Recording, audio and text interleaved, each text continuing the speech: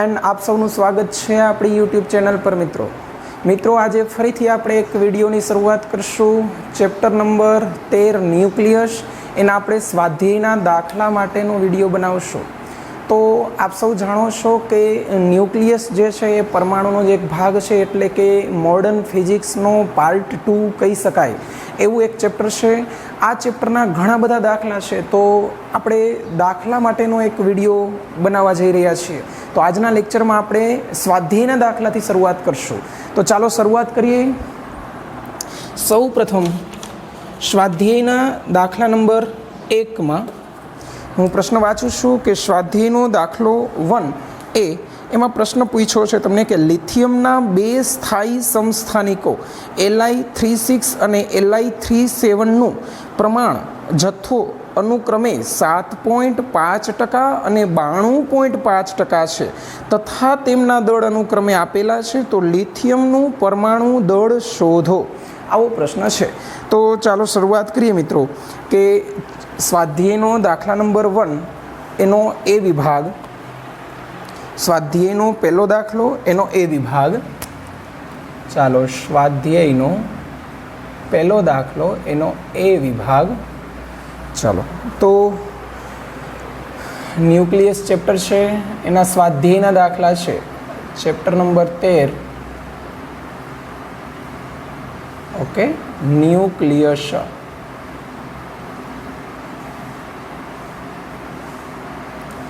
ચાલો તો એમનો એ વિભાગ ડેટા આપણે લખીએ કે ભાઈ અહીં લિથિયમ લિથિયમ 36 અને 37 એનું દળ આપેલું છે, આપણે લખતા જઈએ। Li36 માટે તમને આપ્યું છે 7.5%। ચાલો 7.5% અને એનું દળ પણ આપ્યું છે m = 6.01512 U અને આ જ રીતે આપેલું છે Li37 માટે એનું કેટલા ટકા પ્રમાણ આપ્યું છે ભાઈ, તો કે 92.5%। એનું દળ પણ આપેલું છે m = 7.01600 U। ચાલો તો લિથિયમનું પરમાણુ દળ શોધવાનું છે। તો મિત્રો તમે થિયરીમાં આ વસ્તુ ભણી ગયા છો કે જ્યારે કોઈ પરમાણુનું દળ શોધવાની વાત આવે તો પરમાણુનું દળ એ એના સમસ્થાનિકના દળનું બનેલું કહી શકાય।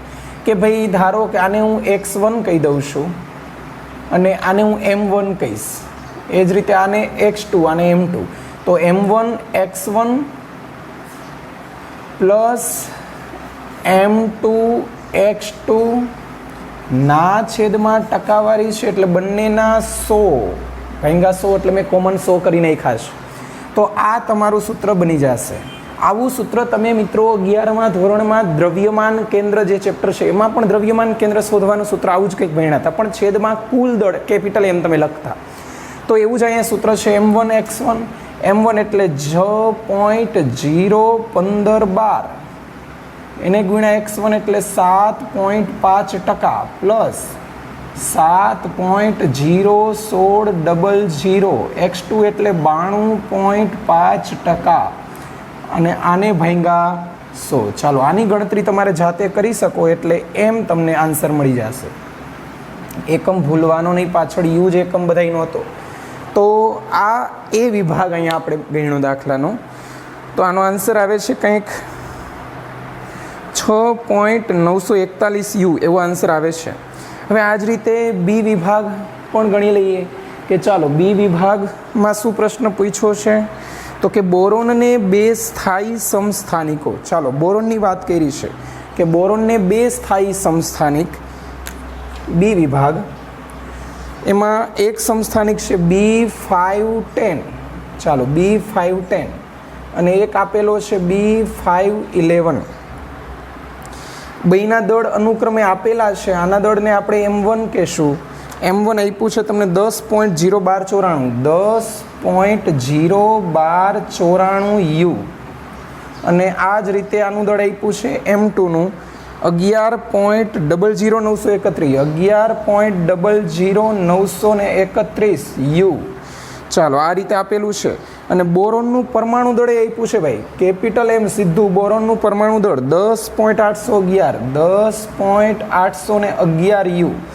તો તમને કીધું છે કે આ બંનેનું પ્રમાણ શોધો, એટલે કે x1 શોધો અને x2 પણ શોધો. ધારી લે આપણે આ x છે તો આ કેટલું હોય મિત્રો? 100 માંથી x બાદ કરી નાખો એટલા ટકા. ચાલો આ ટકાવારીમાં મળશે તમને. ઓકે, તો આ ગણતરી આપણે આ જ રીતે સૂત્ર મૂકીએ કે બી વિભાગમાં ભાઈ પરમાણુનું દળ capital M is equal two M1x1 plus M2x2 ના છેદમાં 100. ચાલો આ જ રીતે સાદરૂપ આપણે આપવાનું છે. તો કેપિટલ M તમને આપેલું છે 10.811 is equal two M1 10.01294 into x plus 11.00931 into 100 minus x ના છેદમાં આ 100. ચાલો આને આ બાજુ લઈ લ્યો એટલે 1 2 એટલે 10 81 થઈ જશે. 0.1 એટલે 10.01294x પ્લસના પ્લસ 1100.931 માઇનસ 11.00931x. આનું સાદરૂપ જાતે આપી લ્યો ને એક્સને કરતા બનાવીને એક્સ બરાબર ખાલી જગ્યા એક્સ મળી જાય. ત્યારબાદ 100 માઇનસ એક્સ એટલે કે આ x1 છે તો x2 બનશે 100 માઇનસ એક્સ, જે આન્સર આવે તે. તો આ રીતે તમે જવાબ ગણી શકો. બહુ જ સહેલા દાખલા છે મિત્રો આ. તો આ એક મેથડ થઈ, આવું એક ઉદાહરણમાં પણ છે. જાતે ગણવાનો પ્રયત્ન કરજો, બહુ જ સહેલું છે. તમારે માત્ર સૂત્ર યાદ રાખવાનું છે M1x1 પ્લસ M2x2 ના છેદમાં 100. આ છે પરમાણુનું દળ શોધવાનું. સમસ્થાનિક આપેલા હોય એના દળમાંથી પરમાણુનું દળ શોધવા માટેનું આ સૂત્ર છે. તો ચાલો બીજો દાખલો કરીએ. ચાલો ત્યાર પછી સ્વાધ્યાયનો બીજો દાખલો આપણે ગણવા જઈ રહ્યા છીએ કે નિયોનના 3 સ્થાયી સમસ્થાનિકો, નિયોન 10-20, નિયોન 10-21 અને નિયોન 10-22. ચાલો તો લખીએ આપણે કે અહીં નિયોન 10-20 પછી નિયોન 10-21 અને નિયોન 10-22. આનું તમને પ્રમાણ આપ્યું છે. પ્રમાણ એટલે આપણે જેને x1 કહેશું, x2 કહેશું અને x3 કહેશું. ઓકે, આ તમને આપેલું છે 90.51%, 0.27% અને 9.22%. ચેક કરી લેવાનું, 100% થઈ જવું જોઈએ. ઓકે, ત્યાર પછી તેના સમસ્થાનિકોના પરમાણુ દળ આપેલા છે જેને આપણે કહેશું M1, M2 અને M3. આ રીતે એને આપેલા છે કે M1 આપેલું છે 19.99 U, 20.99 U અને 21.99 U. આવું તમને આપ્યું છે. તો તમને નિયોનનું સરેરાશ પરમાણુ દળ શોધવાનું કીધું છે તમને. તો આપણે લખીએ કે ભાઈ પરમાણુનું દળ એટલે નિયોન પરમાણુનું દળ is equal two M1x1 plus M2x2 plus M3x3 upon 100. ચાલો તો આ રીતે તમે કિંમત મૂકીને સાદરૂપ આપી દેજો. બહુ જ સહેલું છે. આમાં સાદરૂપ આપવા સિવાય તમારા ભાગમાં કંઈ આવતું નથી.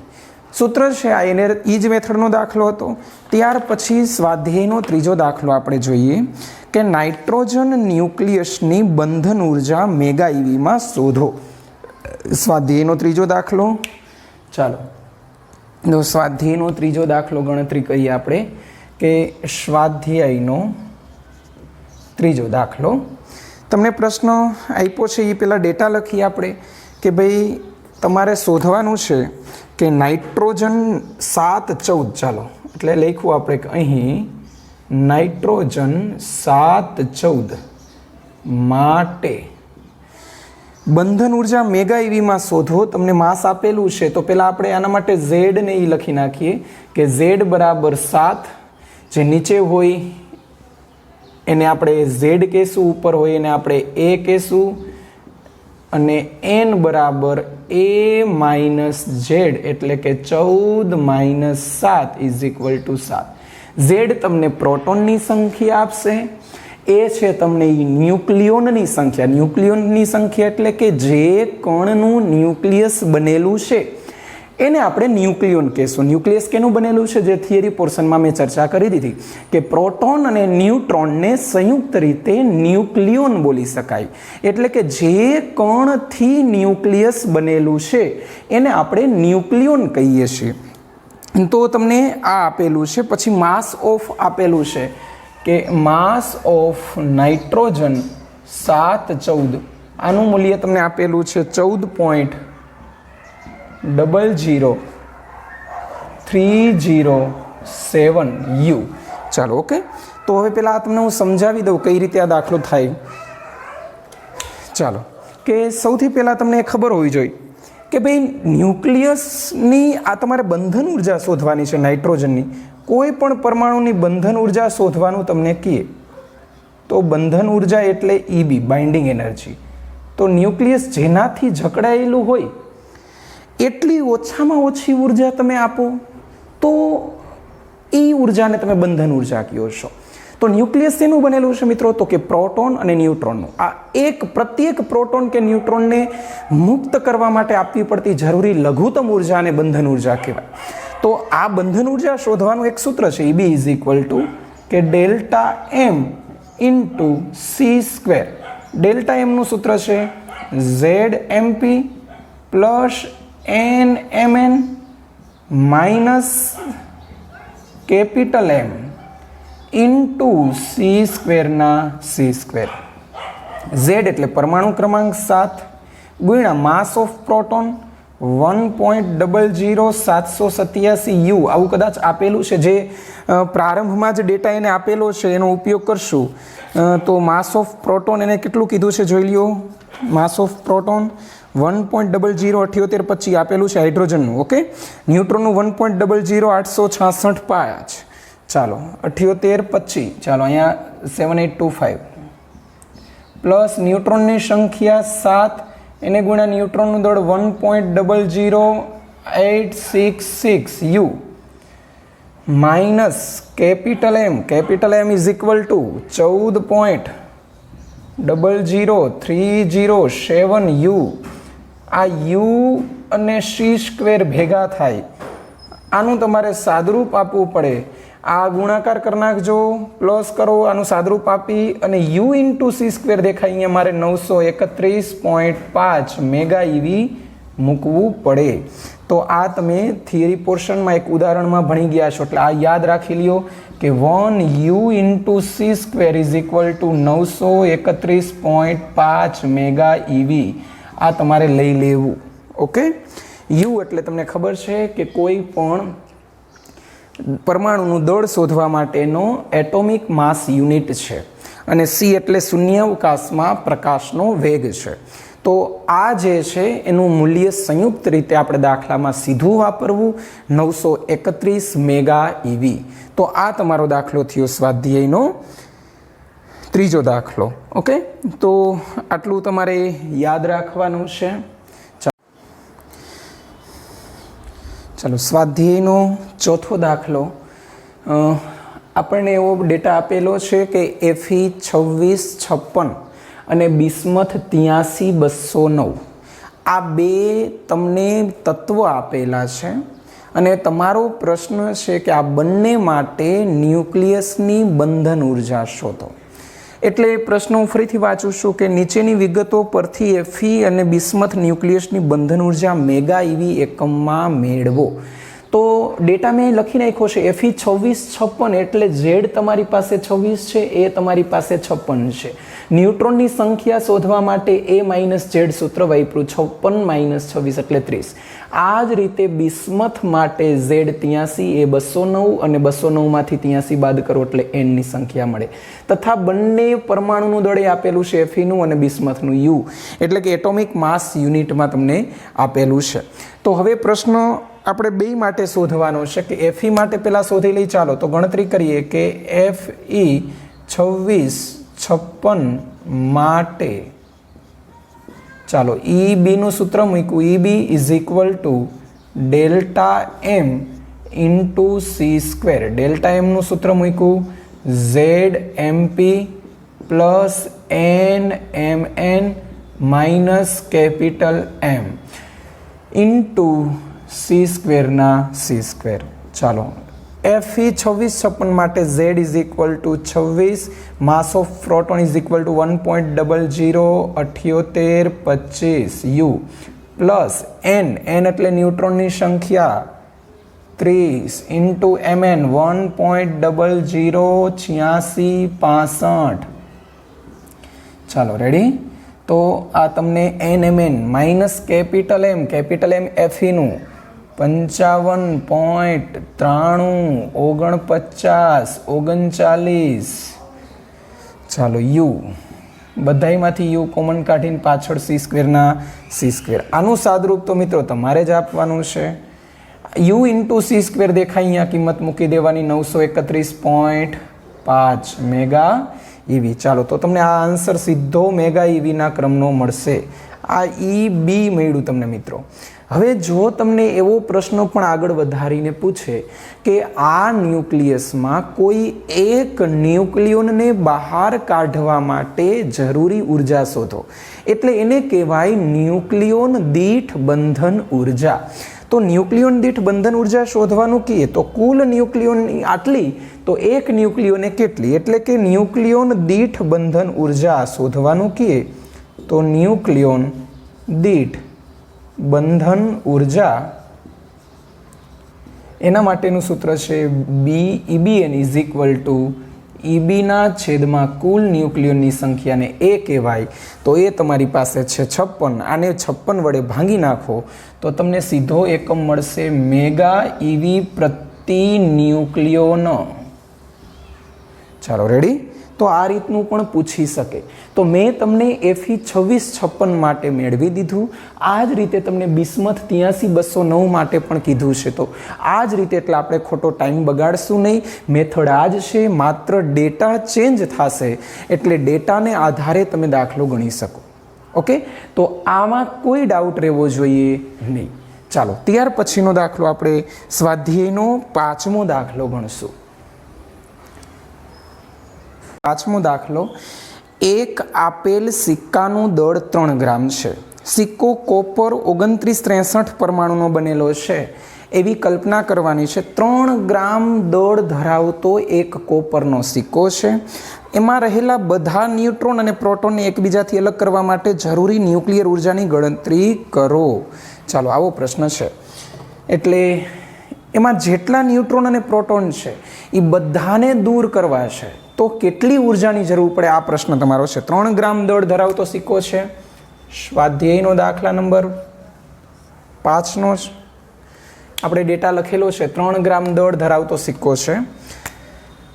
તો ચાલો દાખલાની શરૂઆત આપણે આ રીતે કરશું કે સૌથી પહેલાં તો કે એનો પરમાણુ દળાંક ઉપરથી ઘણી બધી માહિતી મળી રહી તમને. કઈ માહિતી? તો કે કોપરનો પરમાણુ દળાંક 63 છે. આનો સીધો અર્થ એવો કહી શકાય કે 63 ગ્રામ કોપરની અંદર પરમાણુની સંખ્યા એવોગેડ્રો આંક જેટલી હોય. તો આપણે પાસે 3 ગ્રામ જ છે, 63 ગ્રામ નથી. તો આપણે પહેલાં એ ખબર હોવી જોઈએ કે 3 ગ્રામમાં કેટલા, આ શોધવું પડે. તો ચાલો પહેલાં એ શોધી લઈ. N એટલે ગણતરી આપણે કરી કે ભાઈ હવે કોપર એટલે કે 63 ગ્રામ, ચાલો 63 ગ્રામ કોપર પરમાણુમાં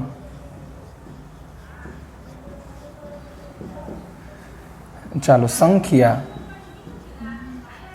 આટલી એવોગેડ્રો આંક જેટલી, એવોગેડ્રો આંકને આપણે સોલ્ટમાં Na કહેશું, તો આટલા ગ્રામમાં કેટલી, બરાબર, એટલે એમ ગ્રામ, એટલે કે 3 ગ્રામ કોપર પરમાણુમાં સંખ્યા n, એનું સૂત્ર આપણે આ યાદ રાખી લેશું હવેથી, એટલે કોઈ ત્રિરાશિ મૂકવાની જરૂર નહીં. એમ Na અપન કેપિટલ M, આ સૂત્ર યાદ રાખી લ્યો. તો તમને આના ઉપરથી n મળશે. n is equal two m એટલે 3 ગ્રામ, એને ગુણ્યા Na એટલે એવોગેડ્રો આંક 6.022 ગુણ્યા 10⁻23 ઘાત ના છેદમાં કેપિટલ M એટલે 63 ગ્રામ, અથવા તો આ મૂકો તોય ચાલશે, બરાબર, 62.9260. તો આ તમને સંખ્યા મળશે n, જે પણ મળે તે કેલ્ક્યુલેશન તમારે કરવાની છે. હું તમને માત્ર મેથોડોલોજી શીખવાડીશ. તો n તમારી પાસે આવી ગયું. હવે તમારે EBN શોધવાનું છે, એટલે કે કોપર 2963 માટે EB શોધી લઈએ આપણે. તો EB ઇઝ ઇક્વલ ટુ કુલ બંધન ઉર્જા એટલે ડેલ્ટા M ઇન્ટુ c². તો એનું જૂનું જાણીતું હમણાં જ સૂત્ર છે, આપણે બહુ દાખલા ગણ્યા, ZMP plus NMN minus capital M એને ગુણ્યા c² ના c². ચાલો, Z કેટલા? 29, MP એટલે 1.007825 U પ્લસ N કેટલા?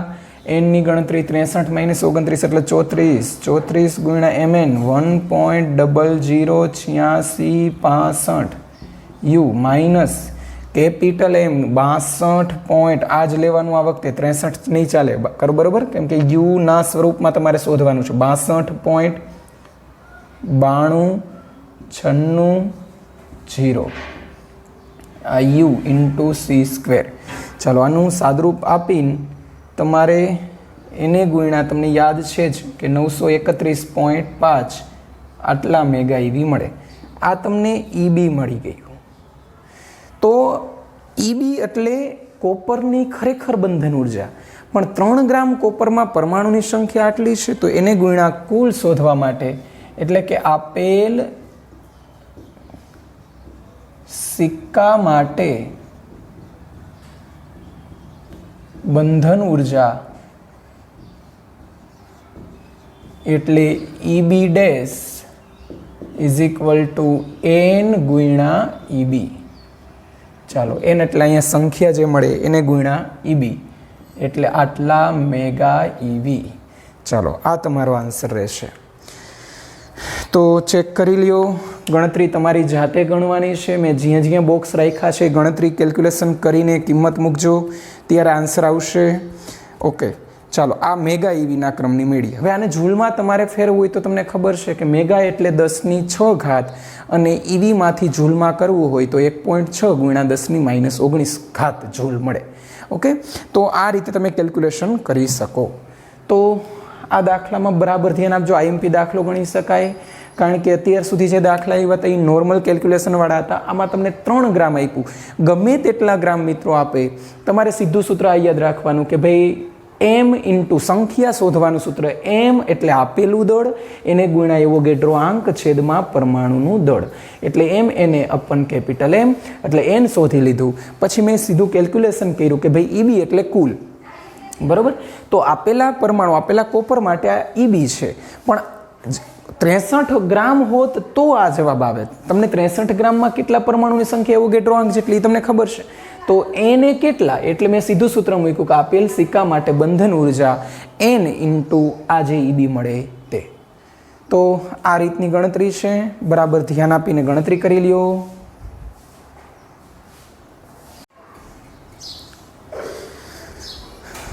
ચાલો, ત્યારબાદનો સ્વાધ્યાયનો દાખલા નંબર 6 જે છે એમાં ન્યુક્લિયર પ્રક્રિયા આપેલી છે, જે બહુ જ સહેલો છે, એટલે થિયરિકલ પ્રશ્ન આપણે અહીં નહીં કરાવીએ વિડીયોમાં.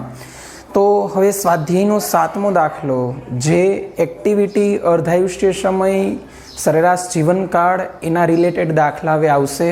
તો એ પહેલાં સમજૂતી બરાબર સમજી લઈએ કે જ્યારે કોઈ ન્યુક્લિયસનું વિભંજન થાય એટલે અથવા તો વિખંડન થાય, ત્યારે એ તત્વમાંથી આપોઆપ ન્યુક્લિયસમાં બીજા ન્યુક્લિયસમાં રૂપાંતરણ થતું હોય અને આ વિભંજનની પ્રક્રિયા દરમિયાન જે સમયગાળા માટે કોઈ ન્યુક્લિયસ અવિભંજિતની સંખ્યા 50% થાય તો આ 50% થવા માટે લાગતા સમયગાળાને કહેવાય અર્ધાયુષ્ય સમય. તો આવો કંઈક ડેટા આપેલો છે. ચાલો, એક રેડિયો એક્ટિવ સમસ્થાનિકનું અર્ધ આયુ ટી યર છે. ઓકે, સ્વાધ્યાયનો 7મો દાખલો, એક રેડિયો એક્ટિવ સમસ્થાનિકનું અર્ધાયુષ્ય સમય ટી યર છે. તેની એક્ટિવિટી મૂળ એક્ટિવિટીના 3.125% થવા માટે કેટલો સમય લાગશે? તો ચાલો દાખલો ગણીએ આપણે. સ્વાધ્યાયનો 7મો દાખલો, તમને એક તત્વ માટે અર્ધાયુષ્ય સમય એટલે અહીં લખ્યું આપણે કે અહીં ટો 1/2 એટલે અર્ધાયુષ્ય સમય is equal two T year આવું તમને આપેલું છે. તમને એવું કીધું છે એ વિભાગમાં કે એક તત્વની એક્ટિવિટી એટલે આર એ પ્રારંભિક એક્ટિવિટીના એટલે કે R0ના 3.125% થવા માટે કેટલો સમય લાગશે એટલે તમારે ટી શોધવાનો છે. તો આ જે છે આર અને R0 મારે ટીનો સંબંધ લઈ આવવાનો છે. તો મેં વિચાર્યું ભાઈ કે R ઇઝ ઇક્વલ ટુ તો સૂત્ર છે R0 ના તમને આટલા ટકા આપ્યા છે તો n જે છે એનો તમારી પાસે સૂત્ર છે n ઇઝ ઇક્વલ ટુ ટીના છેદમાં ટો 1/2 આવું સૂત્ર છે. તો ટો 1/2 તમારી પાસે છે ટી એટલે અહીંયા આપણી પાસે તૈયાર છે કે ટો 1/2 ઇઝ ઇક્વલ ટુ ટી. મારે ટી શોધવાનો છે એટલે T is equal two n into T. આ n શોધવાનો રહીએ તો n શોધવા માટે આપણે આ રીતે દાખલો ગણશું આરના છેદમાં R0 બરાબર 3.125 ના છેદમાં 100. તો આને હું 32 ગણી શકું. કેલ્ક્યુલેશન તમે કરી નાખો કે 100 ભાંગ્યા 3.125 કરશો ને એટલે 32 આવશે. અને આ 32 જે છે એ 32 ને હું આમ કહી શકું 2/5 એટલે આરના છેદમાં R0 ઇઝ ઇક્વલ ટુ 2/5. આને સરખાવવાનું તમારે આવું સમીકરણ આવી જાય એટલે આને આની હારે સરખાવી દેવાય કે R/R0 બરાબર 1/2n સાથે સરખાવતા તો કહી શકો તમે n ઇઝ ઇક્વલ ટુ શું મળેલું છે 5. આ n ઇઝ ઇક્વલ ટુ અહીંયા મૂકી દો 5 ઇન્ટુ ટી યર અથવા વર્ષ. ચાલો રેડી. તો આ એ વિભાગ તમારો પૂરો. તો બહુ જ સહેલો હોય છે દાખલો. માત્ર જુદી જુદી ટ્રીક પકડો કે ભાઈ દાખલાની શરૂઆત ક્યાંથી કરવી.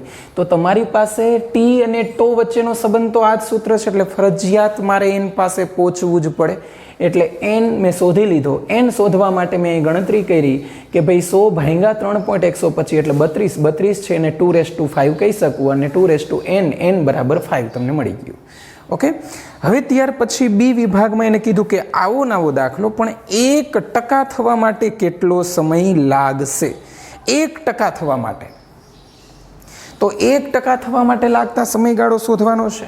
તો બી વિભાગ આપણે અહીંથી જ શરૂઆત કરી દઈએ કે ચાલો બી વિભાગમાં અહીંથી શરૂઆત કરીએ. ચાલો બી વિભાગમાં હવે તમને આવું આપેલું છે કે R બરાબર 1% એટલે 1/100. કેના 1%? તો કે R0 ના.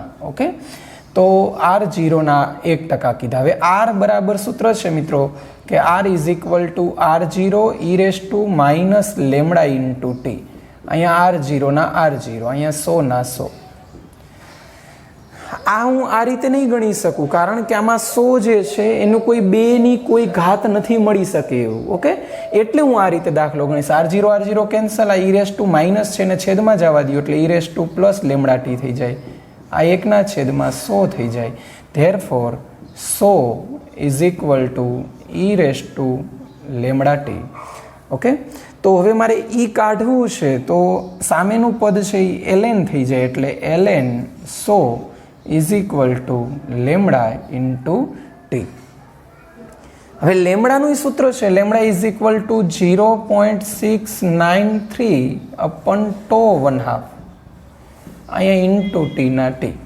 આ ln જે છે lnમાંથી મારે લોગમાં ફેરવવું હોય તો તમને શીખવાડેલું છે કે 2.303 લોગ 100. ચાલો તો 2.303 લોગ 100 ને હું આમ કહી શકું 10નો સ્ક્વેર. ઓકે, 0.693 ના છેદમાં ટો 1/2 એટલે તમને આપેલું છે ટી ઇન્ટુ સ્મોલ ટી શોધવાનું છે. ટીને અહીંયા લઈ લ્યો એટલે 2 અને 2.303 એને ગુણ્યા 2 આગળ આવી જશે લોગ 10. ચાલો ઇન્ટુ ટી ના છેદમાં 0.693. આ તમને આન્સર મળી ગયો. લોગ 10ની કિંમત 1 થઈ જશે એટલે 2.303 ગુણ્યા 2 કરો. 2.303 એને ગુણ્યા 2 લોગ 10ની કિંમત 1 થઈ જાય. ટીના ટી ડિવાઇડેડ બાય 0.693. ઓકે, ચાલો તો આની ગણતરી તમે જાતે કરી શકો. તો મિત્રો બસ આજ માટે આટલું રાખીએ. સ્વાધ્યાયના મેં 1 થી 7 દાખલા, એમાં છઠ્ઠો દાખલો પ્રક્રિયાવાળો હતો, એ જાતે ગણી શકો તમે. પ્રક્રિયા સંતુલનની આપણે થિયરી વિભાગમાં પણ ગણાવેલું છે. તો તમે આટલા દાખલા વ્યવસ્થિત તમારી નોટબુકમાં લખી લેજો. કંઈ પણ ક્વેરી હોય, આ દાખલા બહુ જ સહેલા છે. આવો નવો વિડીયો હજી હું સ્વાધ્યાયના દાખલાનો મૂકતો જ રહીશ. ચાલો ત્યાં સુધી વિડીયો જોતા રહ્યો, લાઇક કરો, શેર કરો, સબસ્ક્રાઈબ કરો. કંઈ પણ ક્વેરી હોય તો પૂછી લ્યો. Okay, bye bye, thank you.